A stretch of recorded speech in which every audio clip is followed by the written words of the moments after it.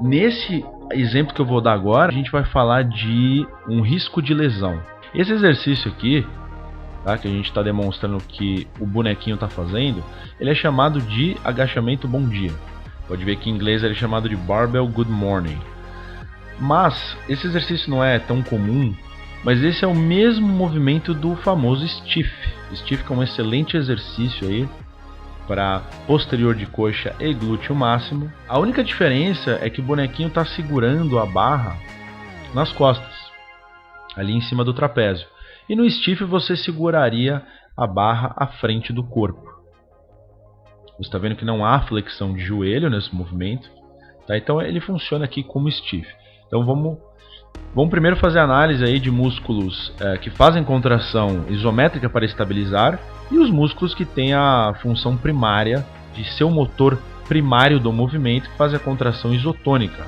Pois bem, nós temos então esse aqui em vermelhão, é o glúteo máximo. Então esse aqui é um grande alvo desse exercício, trabalhar esse músculo. É o glúteo máximo em vermelho, e em roxo aqui nós temos quem? Isquiotibiais, que é o posterior de coxa, o grupo muscular que está na parte posterior da coxa. É formado por 3 músculos: bíceps femoral, semimembranoso e semitendinoso.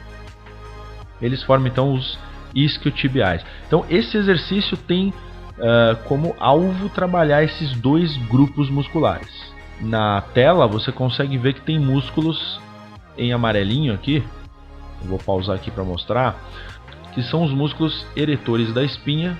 Por que esses músculos têm que fazer uma contração isométrica para estabilizar? Porque você tem o quê? Uma sobrecarga. Deixa eu pausar, deixa eu deixar no movimento aqui, ó. Por exemplo, se a gente tiver nessa posição aqui, o bonequinho está segurando essa barra nas costas, né? Provavelmente você vai fazer com anilhas, com mais sobrecarga. Essa barra, o que ela vai fazer? Ela vai causar uma força, uma resistência para girar, uma força rotatória para girar a coluna em flexão, fazer um arco na coluna.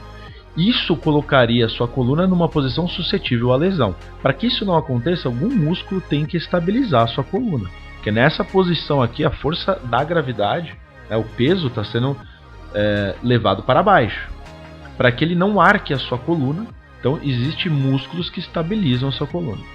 Dentre eles aqui, o que está sendo bem destacado, eretores da espinha, que está em amarelinho aqui. Quando você faz esse movimento, deixa eu pausar aqui. Quando você faz esse movimento de flexão do quadril, para que você chegue a esse ponto, sem dobrar o joelho, sem flexionar o joelho, você está exigindo uma enorme flexibilidade dos isquiotibiais.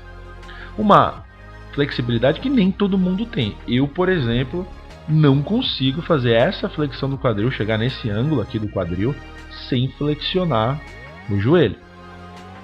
Então o que acontece se você exigir de uma pessoa que não tem muita flexibilidade, ou você mesmo, sem ter esse conhecimento, você mesmo acha que o exercício deve ser feito, que você deve levar, que você deve descer até esse ponto, se você não tiver flexibilidade o suficiente nos isquiotibiais, o que vai acontecer?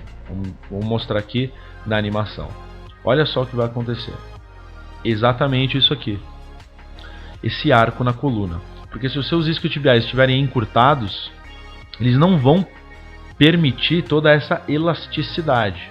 Então, para que você continue descendo, para que você continue fazendo a fase excêntrica do movimento, né, você quer descer mais o peso, você vai descer, mas você vai descer às custas de quem?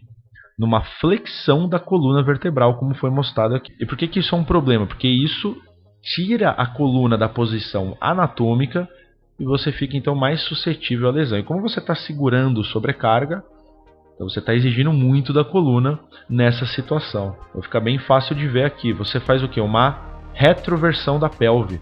Tá? A retroversão da pelve é justamente o que provoca a flexão da coluna vertebral.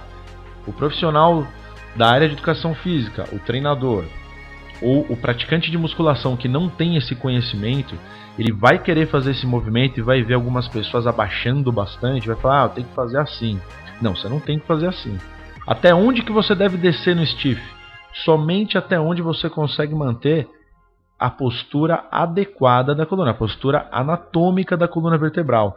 Mesmo que se o seu movimento estiver muito curto, Porque logo que você abaixa um pouco mais, você já arca a coluna, você não deve achar que isso é motivo para você descer mais. Se você arcou a coluna, fez a flexão da coluna, deve parar ali. Se o seu movimento estiver muito curto, quer dizer que você ainda não tem preparo para fazer o stiff. E esse preparo é força? Não. Esse preparo é flexibilidade. Aí que entra uma questão polêmica. Muita gente defende que alongamento, no caso flexibilidade, né, o fato de você melhorar sua flexibilidade não previne lesão. E isso, na verdade, não procede, porque tem exercícios que para você conseguir fazer uma boa amplitude sem colocar o seu corpo numa situação suscetível à lesão, você tem que ter uma flexibilidade decente.